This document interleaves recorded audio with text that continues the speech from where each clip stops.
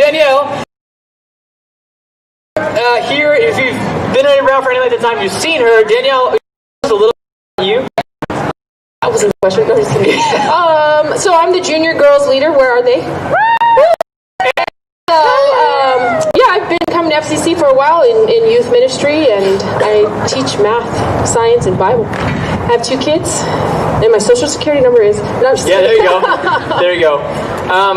Maybe we don't have to do it this week, but we want to come back to the pepper spray story, because that sounds amazing. I'll have to get that clear first. Okay, great. So, Danielle, we, as the leaders, we have this thing called group that all of our leaders in, and questions, things like that. Today, if anyone seeing or stories that they'd be willing to share with the rest of the group. And although a bunch of leaders said, yes, I have those, but I can't think of any right now, Danielle was like, I'd be willing to come up and share. And so, Danielle, because awkward stuff happens to all of us, remind me to tell you about the time when I was in 6th grade, 7th grade, and I farted during my math test. That's a different story. But Danielle, so I asked, what's something embarrassing or awkward that's happened to you? And I'd love for you to share with all of us what that is. And I told him I only have to pick one. No.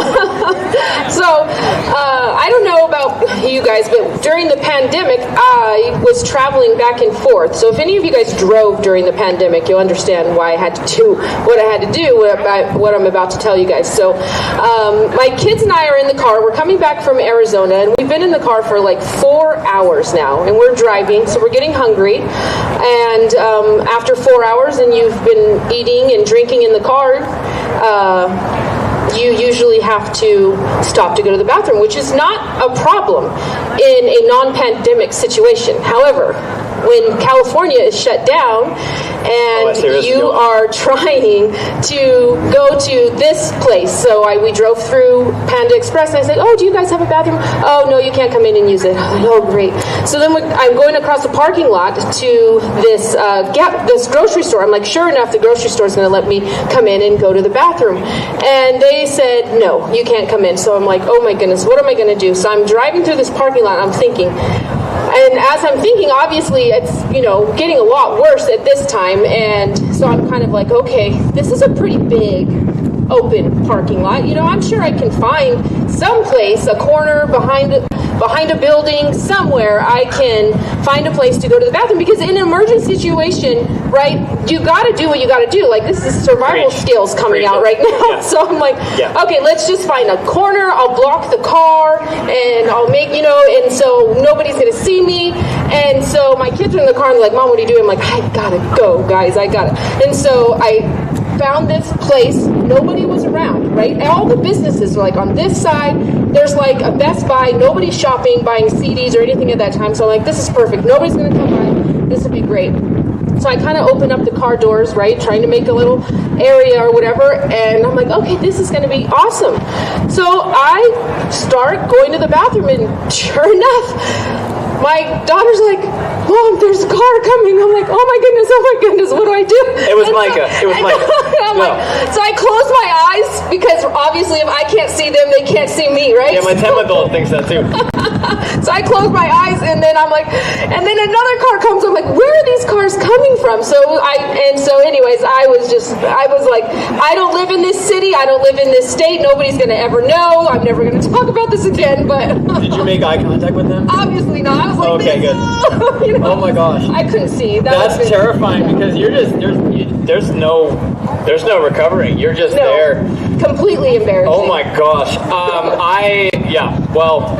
I've got a very similar experience, but a little bit different. But I've been told actually that the most awkward thing that anyone could ever do, you want to do something creepy, you want to really freak people out, is if you look at someone from me to Timmy right now, me to Tim, and you just look at them, and you make direct eye contact, and you just stand there, and then you just start peeing your pants. Like, I've heard that's the most awkward thing. And you think about that there's nothing weirder than that. Like, could you imagine a worse situation if someone just stares at you? So at least you closed your eyes and didn't make eye contact, because the world's worst, most awkward situation would have been to make eye contact for that. Well, can I tell you one more? Absolutely.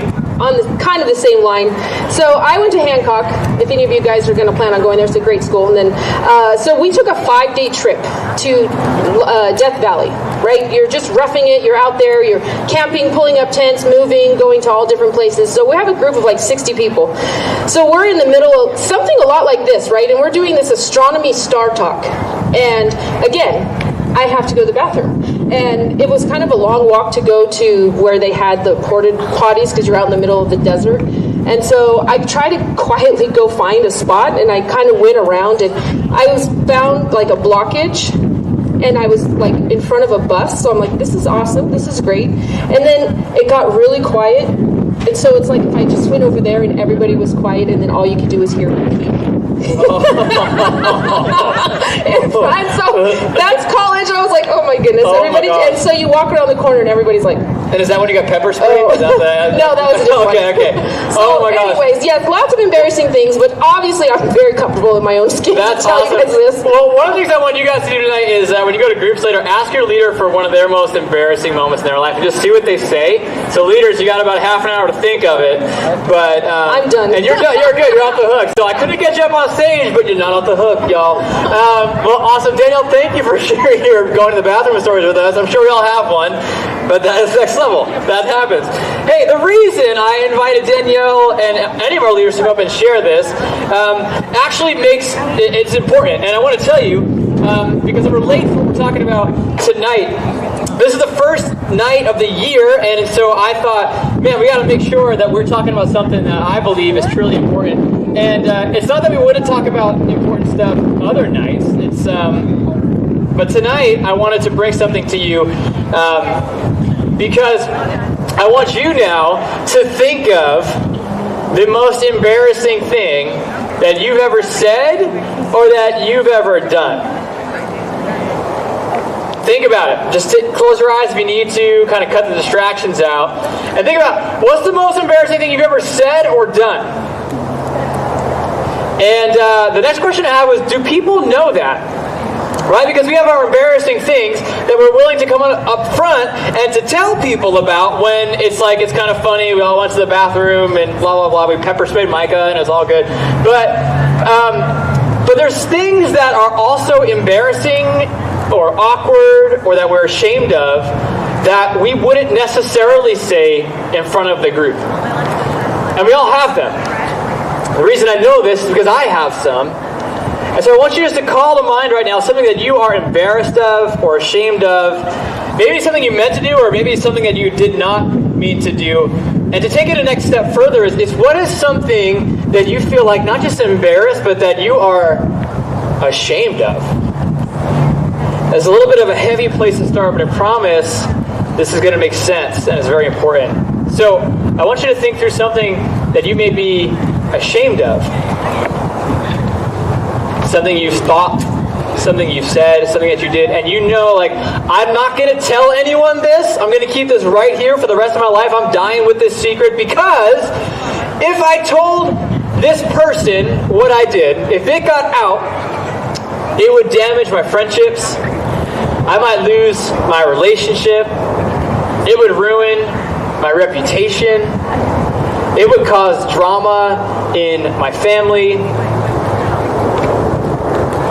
Anyone want to come up and share that? Like, what's that thing that you keep buried down here and you haven't told anyone? Maybe if we looked at your phone, there'd be some evidence of the things you've thought or said. Maybe there'd be some stuff in your browser history or on your camera roll or in some of your apps, maybe some of your DMs. But you're like, that's just going to stay private. I'm not going to share that. And here's why I'm saying this. Because I want you to know, you may feel like in this moment that you are alone in that you are alone in that feeling of shame or regret, or that you did this thing and you don't want to tell anyone because they would think, how could this person do that? But I guarantee you, every single person here has something like that. We all have something that we've buried deep down that we don't want to tell anyone, that we don't want to share because we're afraid of how it's going to make us look, about it's going to damage our friendships, relationships, we might get broken up with, our friends might not like us. Our life would change for the worse if people knew what that thing was. And so we hang on to it. And we keep it locked away. So then what's the next step? Right? We lie. We don't tell the whole truth. If someone asks us about it or we get caught, maybe we'll kind of tell a little bit of the story, but not the whole thing, right? And we're certainly not going to say it to anyone here at church, because if the church people knew that I thought that or said that or did that, then I don't know if I'd be welcomed back. Or maybe if I said that, it would just damage my life group and we wouldn't be able to talk again. I don't know what that is for you. I'm not going to ask you to come up and actually share it. But every single one of us has something like that, and the implication of that, what the result of that is it causes us to withdraw and to hide and to not really be known for who we are. And so what happens is any relationship that you get into, any friendship you have that doesn't know this information, right? There's always going to be that gap of like, they know me, but they don't know all of me.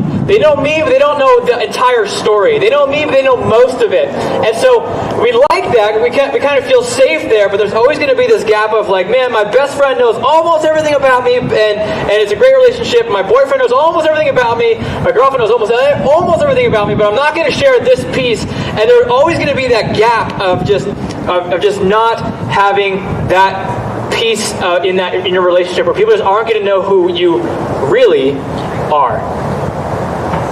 We all have it.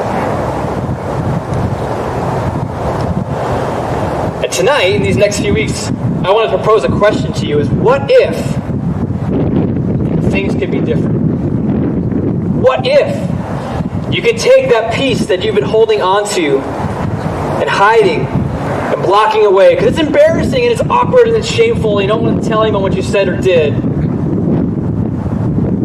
And if you could share it with a trusted friend, and it wouldn't damage your relationship. It wouldn't damage the friendship. It wouldn't damage your reputation. Now, we're not going to make you do that here at Youth Group, but what I know is also true of you is that is something that we all want. We all want to be known for who we truly are. We all want to be for someone to know the whole story about us. We don't want to have secrets. We don't want to hold on to things that we're ashamed of. We don't want to hold on to things that we're not proud of. We want people to know the whole story and to still accept us and to still love us, even though we're jacked up. We want that. But so few of us have that because of the things that we are ashamed of and holding on to. But what if it could be different? The reason some of us come to church and experience even shallow relationships at church is because we're holding on to these pieces of our lives that we're just not sure what's going to happen if we let them out there, because it's vulnerable and it's awkward and it's weird. But what if church was different? What if the community here was different? What if things were different? What would it actually be like if you were known for who you truly are and yet still loved? What if someone knew the deepest, darkest parts of your life and didn't judge you for them? What a gift that would be. What I'm hoping for us as we start this series on community is that we can start to become a place where that happens. Where that doesn't just happen for the one or two people who happen to see their best friend here, but this happens for all of us, where we can come and we can let our guard down. It's not that you're going to have to come up on stage and share the deepest parts of your heart or open up to everyone in your life group, but what if this could be a community and this could be a place where you could show up and you don't have to even put on any sort of facade. You don't have to fake any smile. You can just be who you are. You can show your whole heart. You can say the things that you're ashamed of and embarrassed of, and no one's going to judge you for it. And you can just be who you are. Weird and goofy and awkward, and not have to put on a smiley face for anyone. What if this was that place? And I have to tell you, friends, that this could be that place. So these next 3 weeks, we're going to unpack a few things that would help FCC become that place for you and for me. And to do that, we're going to look at the Corinthian church. So if you have your Bible apps, we're not going to put it up here because y'all should bring your Bible to youth group, and if not, pop open your app to Corinthians chapter 1. 1 Corinthians chapter 1. It's a letter written by a guy named Paul. Now, I don't know if you know this about the Bible, but the Bible is a collection of 66 books, and they're all different. It wasn't written in chronological order and printed by a publisher way back when. No, it's 66 different works that all interact with each other. Some are letters, some are songbooks, some are history, some are prophecy, some are law, some are theology. There's a bunch of different kinds of books. So we're going to look at a letter written by Paul to a church in a town called Corinth. And Corinth was a church that was in the crossroads of the ancient world. It was halfway between Rome and kind of the frontier. It was along these major highways. It made it a very important city. And so this important church is placed inside this important city. And so Paul writes some words to them, because what was going on in the church in Corinth was that they were reading their Bible, and I bet you get this. I bet you understand this, so hear me out. They were reading their Bible, they would go to church, but they didn't really get it. They didn't really understand the whole message. They would hear things and it wouldn't really make sense. And so because they didn't fully understand what the message said, then as they were living and engaging with their church, they were doing things wrong, right? It would be like trying to do algebra if you didn't understand what to do with X or Y. If you don't know the basics, and anything you try to build on top of that, it's not going to make any sense. So these people are trying to build a church and live in Christian community, but they just have the basics right. And so Paul writes to them to try to get them figured out. The main thing that was happening, as what they weren't getting right, was they weren't following Jesus, which is kind of a big deal. Instead of following Jesus, they were following all of these other leaders. So there was a group in this church who was following a guy named Paul, the guy who wrote the letter. There was a group in this church who was following a guy named Apollos. There was a group in this church who was following a guy named Peter. And there was a few, who were following Jesus. So you've got this church, and they're all trying to follow different leaders. And when you have a church all trying to follow different leaders, nothing goes well. So 1 Corinthians chapter 1, verse 10, Paul writes into that situation. He says, I appeal to you, dear brothers and sisters, by the authority of our Lord Jesus Christ, to live in harmony with each other. Let there be no divisions in the church. Rather, be of one mind, united in thought and in purpose. For so members of Chloe's household have told me about your quarrels. My dear brothers and sisters, some of you are saying, I'm a follower of Paul. Others say, I follow Apollos, or I follow Peter, or I follow Christ. Has Christ been divided into sections? Was I, Paul, crucified for you? No. Were any of you baptized in the name of Paul? Of course not. So all these people are trying to follow Paul, and Paul's like, no, you're doing it wrong. You gotta follow Jesus. Why are you trying to follow me? I didn't baptize you. I didn't die for you on the cross. Jesus did. But because they were all trying to follow their own leader, they were fighting with each other. How many of you that makes sense to you because you've been on Facebook or Instagram or watched the news? When people try to follow their own leader, they start fighting with each other. When you have people who support Donald Trump instead of supporting the president, they start fighting with each other. When you have people that follow Joe Biden instead of supporting the president, they start fighting with each other, right? There's a difference between following Donald Trump and following the president, or following Joe Biden and following the president, right? There's a difference. And so you have people who are just, I follow Trump, no, I follow Biden, no, I follow Bernie Sanders, no, I do this thing. And so everyone starts fighting with each other. So you get what this is like. Even if you haven't necessarily been part of the conversation, you know things are not that great in the culture of the U.S. right now because everyone's trying to follow their own leader. So this is what's going on in the church. I follow Paul, I follow Apollos, I follow Peter, I follow Jesus, right? And so there was fighting, and so Paul's like, guys, what is going on? So if there's a lot of fighting, there's no opportunity for community. And I think that happens here too. Let me explain. Paul says in verse 10 at the end, it says, be of one mind, united in thought and in purpose. So the first thing that Paul prescribes to this church to kind of figure out their issues was that they needed to have unity. They needed to be united together in how they thought, and this word purpose. They need to be united in purpose. And what it means to be united in purpose, it means to be united in why you're here. United in why you're here. Let me explain. If you want to get community right, if you want to have FCC be a place where you can actually show up and bring your whole self and be fully known with all of your garbage and fully loved, the first thing we need to have here is unity. And to get unity, we've got to be united in purpose. And I think what happens, and the reason I know this is because I've talked to you, and the other reason I know this is because I was also a teenager at one point. Now, listen, I know I have not fully hit puberty yet, and I can't grow a beard, and my arms look like SpongeBob, and I look like I'm like 14, okay? I'm fully aware. The other day, I was exchanging a propane tank for my house. You know how old you got to be to exchange propane? 18. You know how old I am? 32. I got carded, okay? I'm almost double the age of what it means to exchange propane, and I got carded, so I get it. I look like a teenager. But here is what's going on. I was a teenager once. I remember being in youth group, but I didn't go to youth group because I cared about Jesus. I went to youth group because there was a girl that I liked. And she was very pretty. Not as pretty as my wife. I went to youth group because I had food. My friend went to youth group because his mom told him he had to go to youth group, otherwise he would be in trouble. My other friend went to youth group because he cared about Jesus. My other friend went to youth group because he didn't really care about Jesus, but he had a couple of friends there and he wanted to see his friends. And I guarantee that's true here too. Some of you are here and you're sitting next to the person that you think is real cute, and I just made it really awkward for you. Okay? If that's you, don't break eye contact with me right now. Don't look left or right to the person sitting next to you. Unless you want to officially get it out there, then look at him right now. Look him right in the eyes. Anyone look? Let's put him on blast. No? Okay. Some of you are here because there's someone that you like is here. Some of you are here because there's food and you're like, I got nothing else to do, so I'm just going to go. Some of you are here because you're tired of being online for class, and so you just want to see real people in real life, and so you come here. Some of you are here because your mom said, if you don't go to youth group, then you're grounded.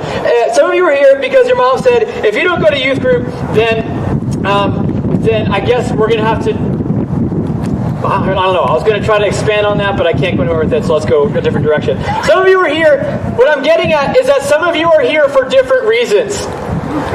And so if the why of you being here is different than the why of someone else being here, then we're missing something.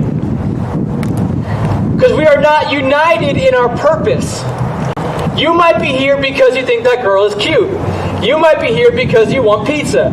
You might be here because your friends are here. You might be here because you like your leader. You might be here because you like Jesus. But either way, if we're here for different reasons, then we will never be united in purpose. So I want to tell you very clearly why we are here. Why does youth group exist? Why do we open the doors? Or, you know what I mean, the doors. Why do we freeze our butts off every week, except for this week, which is very pleasant?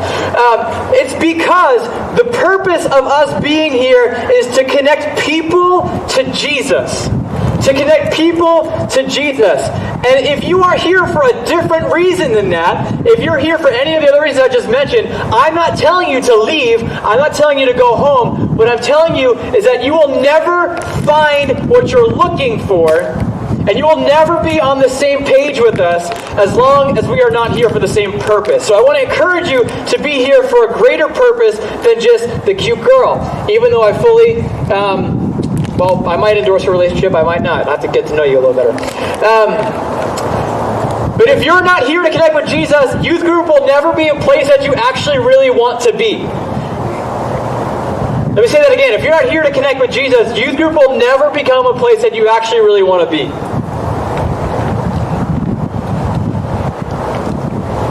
Because if we're not here for the same reasons, if we're not united in purpose, like Paul says, then our community is just going to be shallow. It's going to be shallow. And you're like, that doesn't really make sense. I'm about to help it make sense for you. How many of you have ever done a group project? Raise your hands. Put them up. You've done a group project. How many of you hate group projects? Okay, someone said I actually like them. You can leave. That's weird. No, I'm just kidding. Here's the deal. Almost every hand that said I've done a group project also said I don't like group projects. And if you do like group projects, you're weird. So, Because here's what happens. I'll tell you why you don't like group projects, and I'm going to name it because you didn't even know this, but I'm about to tell you. You don't like group projects because every group project has the same 4 people in it. Or whatever, 6 people, 8 people. Every group project has the same 4 people. And one person is always this person. One person is always the person who wants to do really well. Guys, we got to ace this. Guys, my grade depends on this. If I fail this, I'm not going to Harvard, okay? So I've got to do well on this, right? And if you're not laughing right now, because it's you. Okay, you have one person who wants to do well, not because they care, but because their parents care.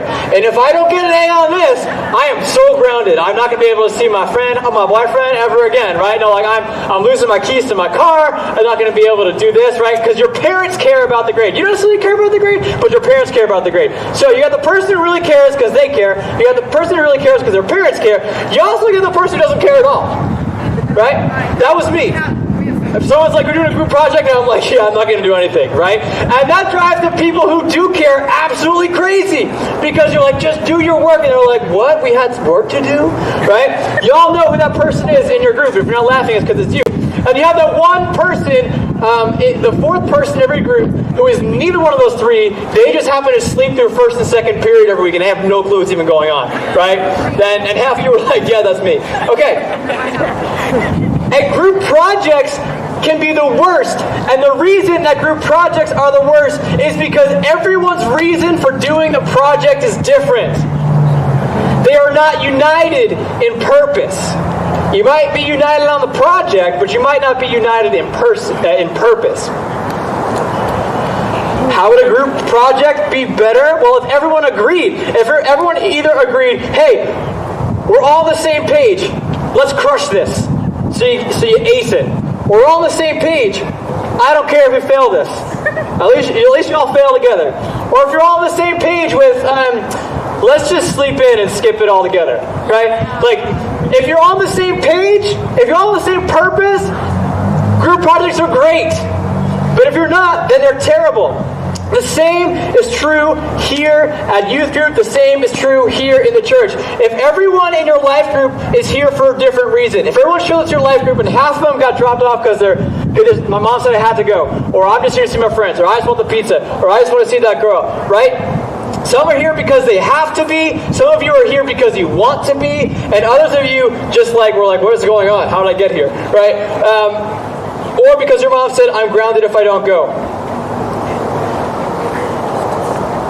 There's an element to us where we're not necessarily united in our purpose. And so it makes relationships hard here. Because there's things in our life that we don't want to share because we're afraid of judgment.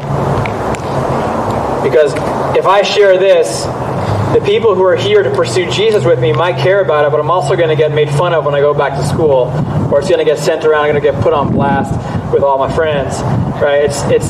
We're not here a lot of times with the same purpose. So my question for you is this: why are you here? Why are you here? And if you can't answer honestly with yourself in this moment, I would say that you probably can't answer this question honestly. Why are you here? Are you here to connect with Jesus and to pursue real relationships with people? If so, awesome. If not, you're still welcome, but just know you're going to be missing something. I want to say 3 final things about unity. Because Paul makes it clear that for us to have community, we first have to have unity. Because the unity is actually part of the word community. So if you want real relationships, first we got to be united in our purpose. But what unity is not agreement. Okay? So unity is not agreement. Unity equals acknowledging our disagreements, but still working for the common purpose at the end of the day. We have this lie in our culture that for someone to accept you, I have to agree with everything you do. Okay, so for me to accept you as a person, I just got to agree with everything that you do and everything that you say, and you have to just tolerate everything. Here's the thing: I don't even agree with everything I do. So how can I ever agree with everything you do? Right? I'm not going to endorse every decision that you make. I'm going to disagree with them. But I don't have to agree with you to be united with you. This is very evident with my friends in the LGBTQ community. I love you guys. I am so glad that you are here and that your friends are here. But I don't agree with your decision. I don't agree with those.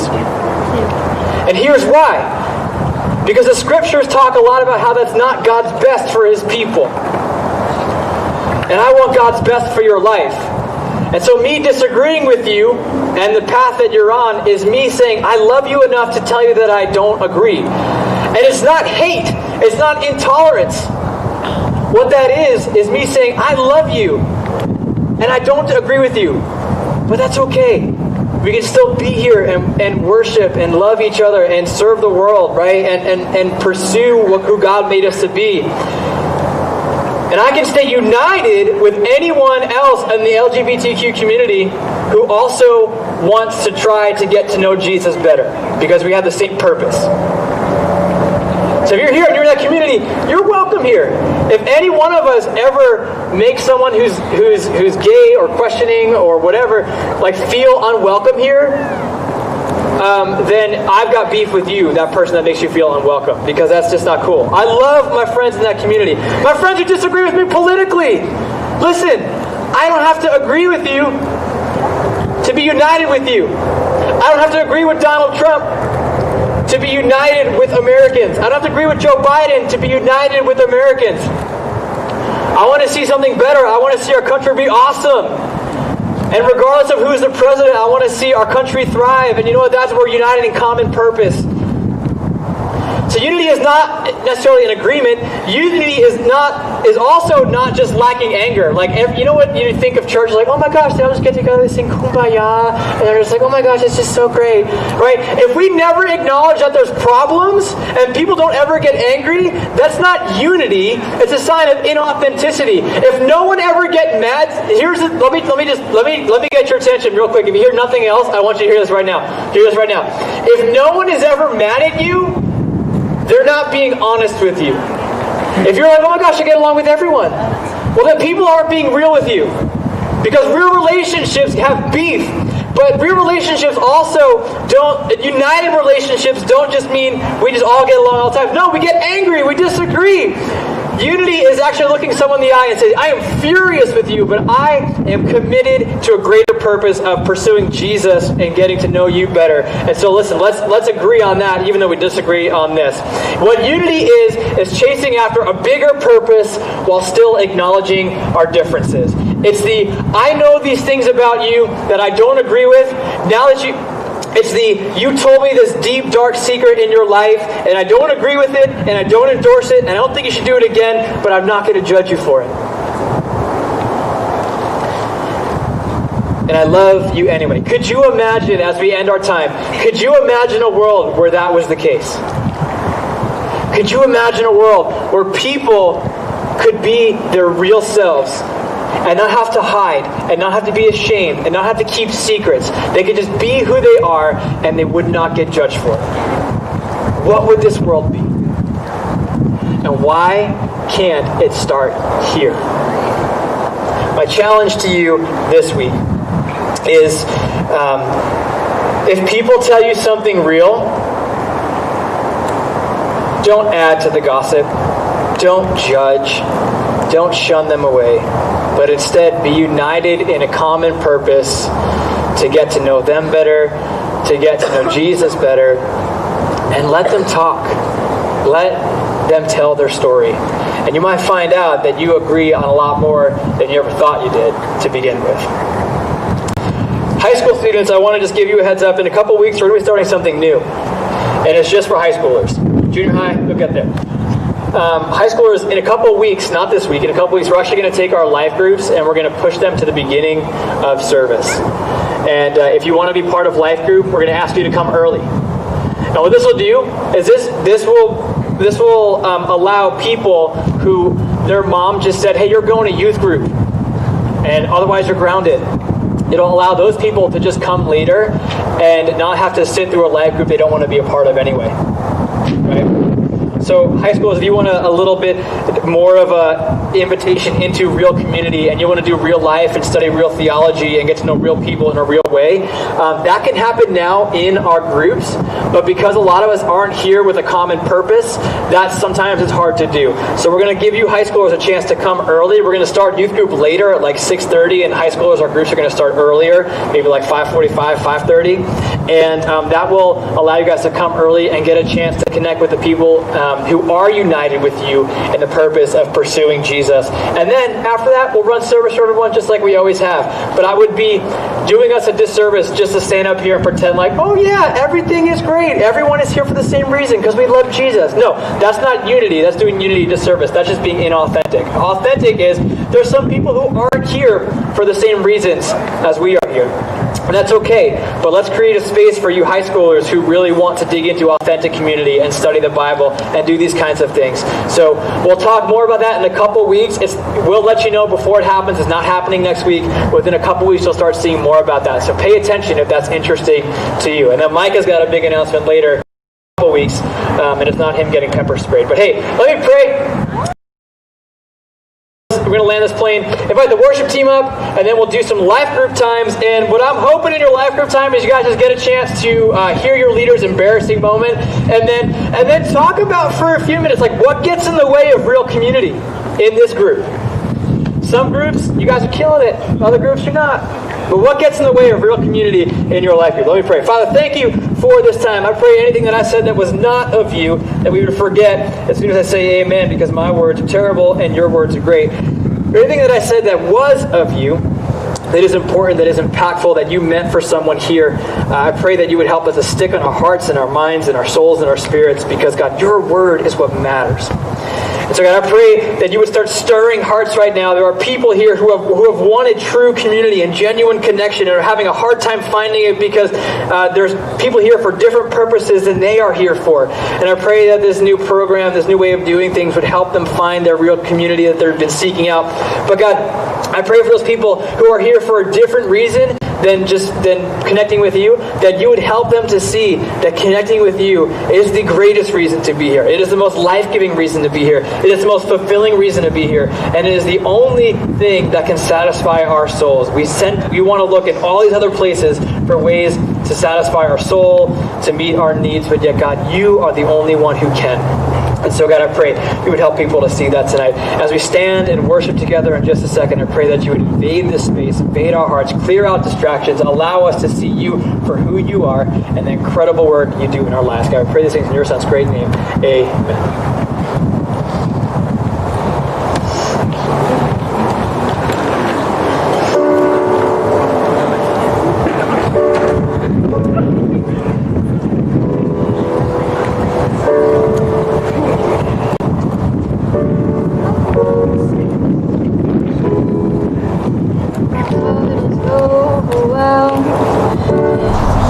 Thank you. I appreciate it. Thank you guys for putting up with everything.